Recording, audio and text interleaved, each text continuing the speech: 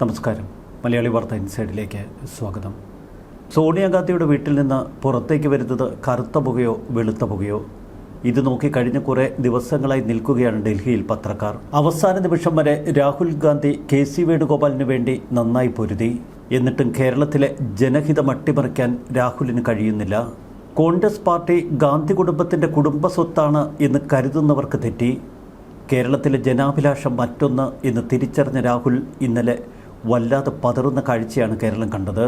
KC വേണുഗോപാലിൻ്റെ പേര് പ്രഖ്യാപിച്ചാൽ കേരളത്തിൽ അതിനെ എങ്ങനെ നേരിടും? ഇതാണ് തുടക്കം മുതൽ രാഹുൽ ഗാന്ധി അലട്ടിയ പ്രശ്നം.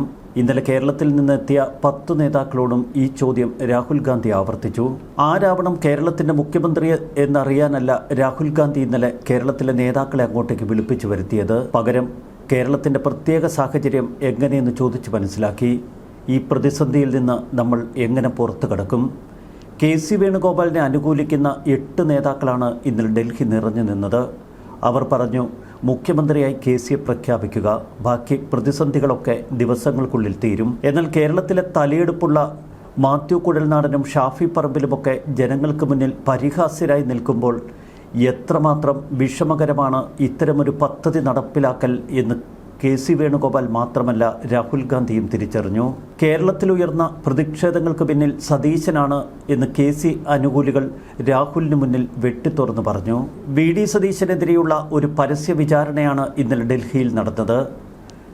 കേരളത്തിൽ നിന്നെത്തിയ നേതാക്കളൊക്കെ VDക്കെതിരെയുള്ള കുറ്റപത്രം രാഹുൽ ഗാന്ധിക്ക് മുന്നിൽ നിരത്തി. സമൂഹ മാധ്യമങ്ങളിലെ ചേരിതിരിഞ്ഞുള്ള പോരിന് പിന്നിൽ സതീശൻ്റെ കുബുദ്ധിയാണ്. തെരുവിലേക്ക് പ്രകടനക്കാരെ തള്ളിവിട്ടതും VD സതീശൻ തന്നെ. കാസർഗോഡ് മുതൽ തിരുവനന്തപുരം വരെയുള്ള പ്രതിഷേധക്കാർ ഉപയോഗിക്കുന്നത് ഒരേ പ്ലക്കാർഡുകളെന്ന് അവർ രാഹുൽ ഗാന്ധിയുടെ മുന്നിൽ ചൂണ്ടിക്കാട്ടി. രാഹുൽ ഗാന്ധിയിൽ നിന്ന് ഒരേ ചോദ്യങ്ങളായിരുന്നില്ല നേതാക്കൾക്ക് മുന്നിൽ വന്നത്. മുഖ്യമന്ത്രി സ്ഥാനത്തേക്ക് നിങ്ങൾ ആരെ പരിഗണിക്കുന്നു എന്ന് പോലും രാഹുൽ അന്വേഷിച്ചില്ല. കേരളത്തിലെ സ്ഥിതി പൂർണ്ണമായും കൈവിട്ടു എന്ന് രാഹുൽ ഗാന്ധി തിരിച്ചറിഞ്ഞു. ഇതോടെയാണ് വൈകിട്ട് 8 മണിക്ക് VM സുധീരനുമായുള്ള കൂടിക്കാഴ്ച. സുധീരൻ പല കാര്യങ്ങളും തുറന്നു പറഞ്ഞു.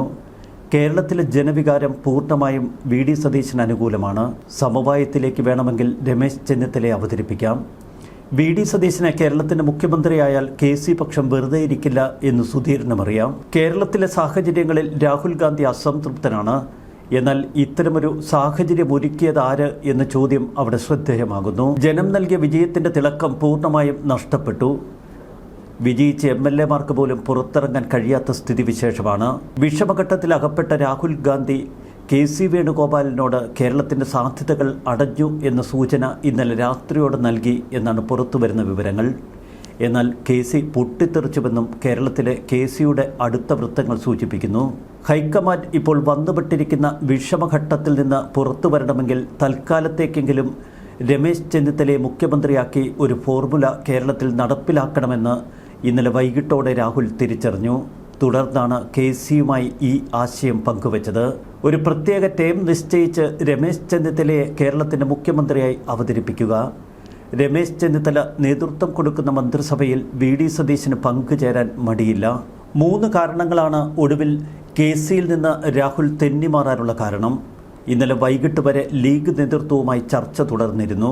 ഇന്ന് രാവിലെ 10 മണിക്ക് ലീഗ് യോഗം ചേർന്ന് KCയെ പ്രഖ്യാപിച്ചാൽ അതിന് പിന്തുണ നൽകും എന്ന് മുസ്ലിം ലീഗ് വാഗ്ദാനം കൊടുത്താൽ ഇന്ന് രാവിലെ തന്നെ KCയെ പ്രഖ്യാപിക്കാനുള്ള നീക്കങ്ങളായിരുന്നു ഇന്നലെ AICCയിൽ നടന്നത്. എന്നാൽ മുസ്ലിം ലീഗ് രാത്രി വൈകിയോളം കട്ടയ്ക്ക് നിന്നു. ജനഹിതത്തിന് വിരുദ്ധമായി KCയെ കേരളത്തിലേക്ക് കൊണ്ടുവന്നാൽ അത് വലിയ പ്രക്ഷോഭങ്ങൾക്ക് കാരണമാകുമെന്ന് ലീഗ് വീണ്ടും ആവർത്തിച്ചു. ലീഗിനെ അനുനയിപ്പിക്കാനുള്ള ശ്രമങ്ങളൊന്നും വിജയിച്ചില്ല. കർണാടക മുഖ്യമന്ത്രി സിദ്ധരാമയ്യയുടെ നീക്കങ്ങളും പരാജയപ്പെട്ടു. മറ്റു പല പ്രമുഖരെയും ഇന്നലെ KC ക്യാമ്പ് കളത്തിലിറക്കിയിരുന്നു. കേരളത്തിലെ വമ്പൻ വ്യവസായി ആവുന്നത്ര ശ്രമിച്ചിട്ടും ലീഗ് വഴങ്ങിയില്ല. ടീം UDF എന്ന മുദ്രാവാക്യം ഉയർത്തിയത് VD സതീശനാണ്. VD സതീശന് പിന്നിൽ UDF ഒറ്റക്കെട്ടായാണ് തെരഞ്ഞെടുപ്പിനെ നേരിട്ടത് എന്ന് ലീഗ് ആവർത്തിച്ച് പറഞ്ഞു. ഇതേ വികാരം തന്നെ CP ജോണും കേരള കോൺഗ്രസ് ജോസഫ് വിഭാഗവും ഡൽഹി നേതാക്കൾക്ക് മുന്നിൽ ശക്തമായി പ്രകടിപ്പിച്ചു. ഡൽഹിയിലെ രാഹുൽ ഗാന്ധിയുടെ ഓഫീസിലേക്ക് കേരളത്തിൽ നിന്ന് നിലയ്ക്കാത്ത കോളുകൾ. ആരാണ് അടുത്ത മുഖ്യമന്ത്രി, എന്തുകൊണ്ട് നിങ്ങൾ മുഖ്യമന്ത്രിയെ പ്രഖ്യാപിക്കുന്നില്ല എന്ന തുടർച്ചയായ അന്വേഷണങ്ങൾ. ഇതും രാഹുൽ ഗാന്ധിയെ അസ്വസ്ഥപ്പെടുത്തി. പല പ്രതിസന്ധി ഘട്ടങ്ങളും കണ്ടിട്ടുണ്ട്, അതിജീവിച്ചിട്ടുണ്ട് ഈ പാർട്ടിയെങ്കിലും ഇത് രാഹുൽ ഗാന്ധിയെ വല്ലാതെ അസ്വസ്ഥനാക്കി. MLA-മാരിൽ ഭൂരിപക്ഷത്തെ അണിനിരത്തി, പാർട്ടി നേതാക്കളിൽ ബഹുഭൂരിപക്ഷവും ഒപ്പം നിന്നു.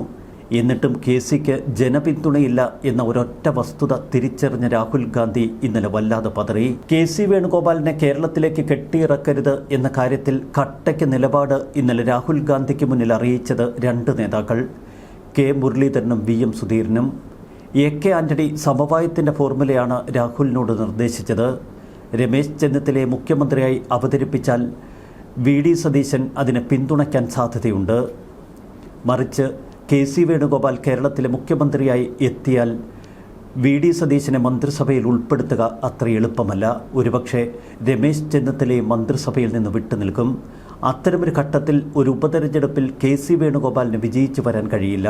കേരളത്തിലെ ജനമനസ്സിൽ അത്രയേറെ വെറുപ്പ് പടർന്നിരിക്കുന്നു എന്ന് AK ആന്റണിയും തിരിച്ചറിഞ്ഞു. ഒടുവിൽ സോണിയാഗാന്ധിക്ക് മുന്നിൽ വിഷയം അവതരിപ്പിക്കുകയായിരുന്നു രാഹുൽ ഗാന്ധി. KCയെ കേരളത്തിലേക്ക് അവതരിപ്പിക്കുന്നത് സൂക്ഷിച്ചു വേണം എന്ന് സോണിയാഗാന്ധിയുടെ മുന്നറിയിപ്പ്. മറുവശത്ത് മുസ്ലിം ലീഗ് തുടർച്ചയായി പ്രിയങ്ക ഗാന്ധിയുമായി ആശയവിനിമയത്തിലേർപ്പെട്ടു. പ്രിയങ്ക ഗാന്ധിയും അപകടം മുൻകൂട്ടി മണത്തു. ജനവികാരം VD സതീശന് അനുകൂലമാണ് എന്ന് ഹൈക്കമാൻഡ് തിരിച്ചറിഞ്ഞു. എന്നാൽ പാർട്ടി നേതാക്കളും MLA-മാരുമൊക്കെ KCയെ പിന്തുണയ്ക്കുന്നു. അതിനു പിന്നിൽ വ്യക്തമായ കാരണവും VD സതീശൻ പക്ഷവും രമേശ് ചെന്നിത്തല പക്ഷവും ഹൈക്കമാൻഡിന് മുന്നിൽ നിരത്തി. KC വേണുഗോപാൽ ഡൽഹി രാഷ്ട്രീയത്തിൽ മാത്രമല്ല കോൺഗ്രസിൻ്റെ ഏറ്റവും സ്വാധീന ശക്തിയുള്ള വ്യക്തികളിൽ ഒരാളാണ്. അതുകൊണ്ട് തന്നെ അധികാര കേന്ദ്രത്തോട് ഇത്തരം ജനപ്രതിനിധികൾ ഒട്ടിനിൽക്കും. ഇക്കഴിഞ്ഞ നിയമസഭാ തെരഞ്ഞെടുപ്പിൽ LDFന് സംഭവിച്ച ദുരന്തവും ചിലർ രാഹുൽ ഗാന്ധിയെ ഓർമ്മപ്പെടുത്തി. പയ്യന്നൂർ പോലെ LDF 50,000 വോട്ടുകളുടെ ഭൂരിപക്ഷം നേടുന്ന ഒരു നിയോജക മണ്ഡലത്തിൽ നടന്ന അട്ടിമറി അവർ കൃത്യതയോടെ രാഹുൽ ഗാന്ധിക്ക് മുന്നിൽ നിരത്തി. ഇക്കുറി CPM വിമതൻ 10,000-ലധികം വോട്ടുകളുടെ ഭൂരിപക്ഷത്തിലാണ് പയ്യന്നൂരിൽ വിജയിച്ചതെങ്കിൽ CPMന്റെ കൈവശമുള്ള 60,000-ഓളം വോട്ടുകൾ ഇക്കുറി CPM വിമതൻ പിടിച്ചെടുത്തു എന്ന കാര്യം ഓർക്കണമെന്ന് രാഹുൽ ഗാന്ധിയെ ചില നേതാക്കൾ ഓർമ്മപ്പെടുത്തി. പയ്യന്നൂരും തളിപ്പറമ്പും മറ്റ് പ്രമുഖ മണ്ഡലങ്ങളുമൊക്കെ ഇക്കുറി LDFന് നഷ്ടപ്പെട്ടു. CPM ഇത്തരമൊരു ദുരന്തം നേരിടുമ്പോൾ ഇരിക്കൂർ പോലൊരു നിയോജക മണ്ഡലം ഒട്ടും KC വേണുഗോപാലിന് സുരക്ഷിതമായിരിക്കില്ല എന്ന് മുതിർന്ന നേതാക്കൾ ചിലർ കണക്കുകൾ നിരത്തി രാഹുൽ ഗാന്ധിയെ ഓർമ്മപ്പെടുത്തി. കേരളത്തിലെ സ്ഥിതിവിശേഷം തങ്ങൾക്കെതിരാണ് എന്ന് രാഹുൽ ഗാന്ധി തിരിച്ചറിഞ്ഞു. മറുവശത്ത് മുസ്ലിം ലീഗ് ഇന്നലെ രാത്രി വൈകിയും കട്ടയ്ക്ക് നിലപാട് തുടർന്നു. ഇന്നലെ വൈകിട്ട് 8 മണിക്ക് രാഹുൽ ഗാന്ധിയെ സന്ദർശിച്ച VM സുധീരൻ്റെ നിലപാടും രാഹുലിനെ സ്വാധീനിച്ചു. ഒപ്പം പലവട്ടം AK ആന്റണിയുമായി ഫോണിൽ ആശയവിനിമയം നടത്തിയ രാഹുൽ ഗാന്ധി അപകടം തിരിച്ചറിഞ്ഞു. സോണിയാഗാന്ധിയുടെ ഉപദേശവും കേരളത്തിൽ സൂക്ഷ്മതയോടെ നീങ്ങണമെന്ന് പ്രിയങ്ക ഗാന്ധി തുടർച്ചയായി രാഹുലിനെ പലതും ഓർമ്മപ്പെടുത്തി. ഇന്നലെ ഒടുവിൽ രാഹുൽ ഗാന്ധി മല്ലികാർജുൻ ഖാർഗെയെ ഫോണിൽ വിളിച്ചു. ഇന്ന് രാവിലെ ഖാർഗെ ഡൽഹിയിലെത്തും. ഖാർഗെയുമായി കൂടിയാലോചന നടത്തി അതിനുശേഷം സോണിയാഗാന്ധിയെ കണ്ട് അന്തിമ തീരുമാനം പ്രഖ്യാപിക്കുമെന്ന് രാഹുൽ നിലപാടെടുത്തു. അതിനുശേഷം KCയുമായി രാഹുൽ യാതൊരുവിധ ആശയവിനിമയം പുലർത്തുന്നില്ല എന്നാണ് പുറത്തുവരുന്ന സൂചനകൾ. മുഖ്യമന്ത്രിയെ തീരുമാനിക്കാനുള്ള ചർച്ചകൾ ഹൈക്കമാൻഡ് പൂർത്തിയാക്കി എന്നാണ് ഹൈക്കമാൻഡ് പറയുന്നത്. ഇന്ന് ഖാർഗെയും രാഹുൽ ഗാന്ധിയുമായി കൂടിക്കാഴ്ച നടത്തിയതിനു ശേഷം സോണിയാഗാന്ധിയെ അവർ വിവരങ്ങൾ ധരിപ്പിക്കും. 10 ദിവസമായി മുഖ്യമന്ത്രിയെ നിശ്ചയിക്കാൻ കഴിയാത്ത കോൺഗ്രസ് നേതാക്കളെ തെരുവിലിട്ടൊടുക്കുകയാണ് കേരളത്തിലെ ജനങ്ങൾ. മറുവശത്ത് KCയെ പിന്തുണച്ച ജനകീയ മുഖങ്ങൾ ഇപ്പോൾ പരിഹാസ്യരായി. ജനങ്ങളുടെ ക്ഷമ പരിശോധിക്കരുത് എന്ന് വിവിധ കേന്ദ്രങ്ങളിൽ നിന്ന് ആവശ്യമുയരുന്നു. 22 സീറ്റുകളുടെ ചരിത്രപരമായ വിജയമാണ് ഇക്കുറി ലീഗ് കൈവരിച്ചത്.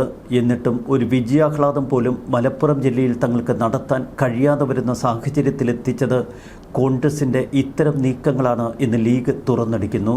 മുഖ്യമന്ത്രിയെ തീരുമാനിക്കുന്നതിലെ കാലതാമസം BJP ദേശീയ തലത്തിൽ തന്നെ രാഷ്ട്രീയ ആയുധമാക്കുന്നു. വൻ ഭൂരിപക്ഷം ലഭിച്ചിട്ടും അധികാര വടംവലി കാരണം മുഖ്യമന്ത്രിയെ നിശ്ചയിക്കാൻ കഴിയാത്തത് കോൺഗ്രസിലെ തർക്കങ്ങൾ മൂലമാണ് എന്ന് ദേശീയ മാധ്യമങ്ങൾ പരിഹസിക്കുന്നു.